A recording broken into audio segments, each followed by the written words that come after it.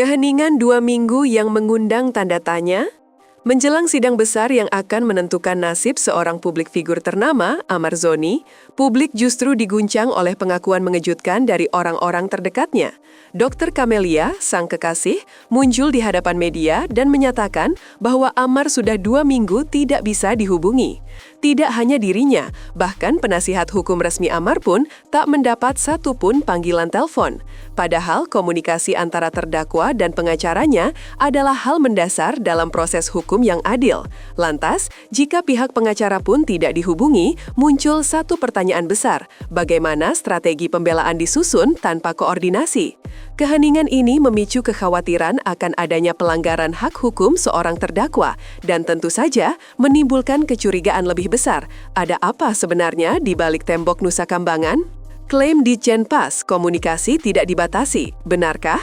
Pernyataan resmi dari pihak Direktorat Jenderal Pemasyarakatan seolah memberi rasa lega. Mereka menyebut akses komunikasi bagi para tahanan, termasuk Amar Zoni, tidak mengalami pembatasan.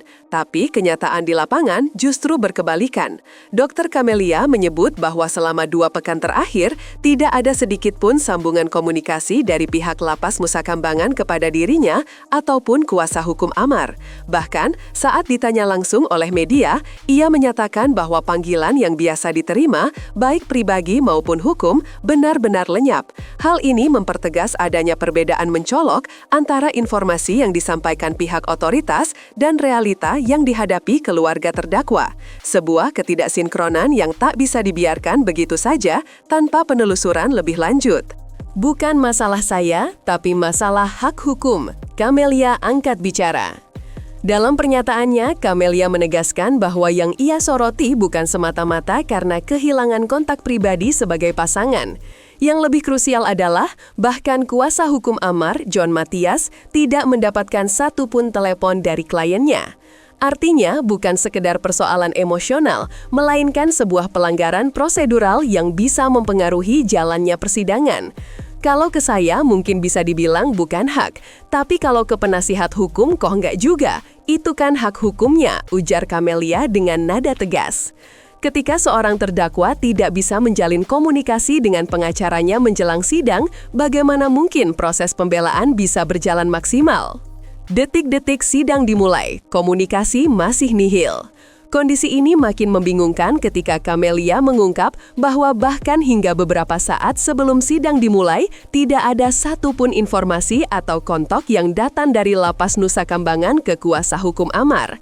Padahal di titik krusial menjelang sidang, biasanya komunikasi antara terdakwa dan pengacara sangat intens. Justru di saat paling penting, semua jalur komunikasi ini mendadak sepi.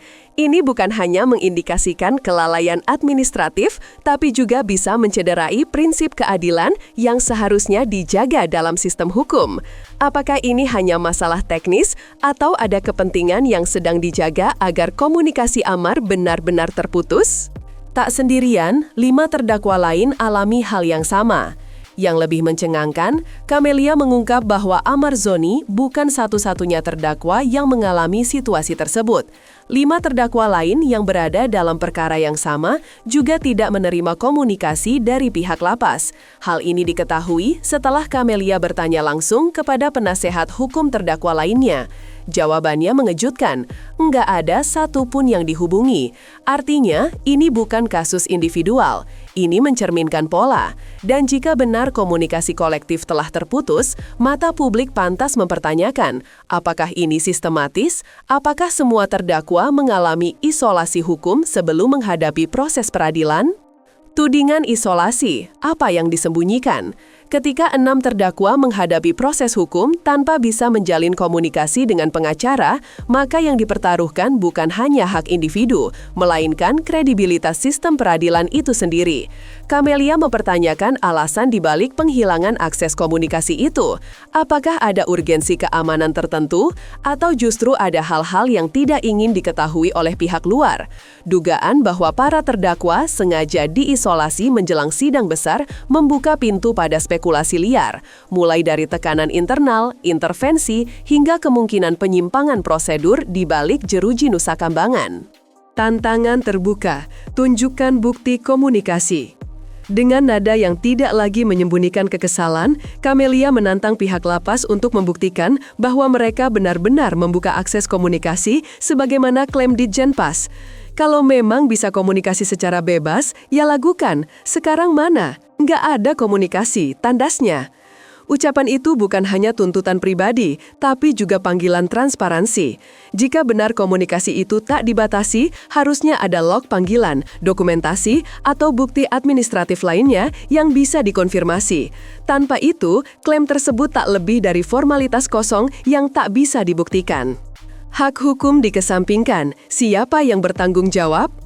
Jika klaim komunikasi bebas tidak dapat dibuktikan dan akses terhadap penasehat hukum memang benar-benar terputus, maka hal ini dapat dikategorikan sebagai pelanggaran serius terhadap hak seorang tahanan yang sedang menjalani proses hukum. Dalam konteks sistem hukum Indonesia, hak terdakwa untuk mendapatkan bantuan hukum dan berkoordinasi dengan pengacaranya adalah bagian dari prinsip due process of law. Jika akses tersebut hilang, maka keputusan pengadilan pun terancam cacat prosedur. Maka pertanyaannya bukan lagi sekedar apa yang terjadi, tapi siapa yang harus bertanggung jawab atas ini. Publik perlu jawaban, bukan retorika. Kasus Amar Zoni memang penuh kontroversi, tetapi dalam proses hukum, setiap terdakwa tetap berhak atas perlakuan yang adil. Ketika pihak keluarga dan pengacara kehilangan akses komunikasi, di saat paling penting, masyarakat memiliki hak untuk mengetahui apa yang sebenarnya terjadi. Tidak cukup hanya dengan pernyataan formal dari instansi pemerintah. Dibutuhkan transparansi, penjelasan teknis, dan akuntabilitas. Tanpa itu, publik akan terus mengajukan pertanyaan, dan kecurigaan akan makin menguat. Akankah sidang tetap adil tanpa komunikasi sebelumnya? Pertanyaan yang paling krusial kini adalah bagaimana proses persidangan bisa berlangsung secara adil jika selama 2 minggu sebelumnya terdakwa tidak bisa berkomunikasi dengan kuasa hukumnya. Sidang seharusnya menjadi momen utama dalam menguji kebenaran dan menegakkan keadilan. Tapi jika salah satu elemen dasarnya, yaitu hak berkomunikasi dengan penasehat hukum, telah dilanggar atau diabaikan, maka keabsahan sidang itu sendiri bisa dipertanyakan. Di tengah sorotan publik yang kian tajam, satu hal pasti, kisah di balik tembok Nusa Kambangan belum selesai, dan publik menunggu jawaban yang jujur.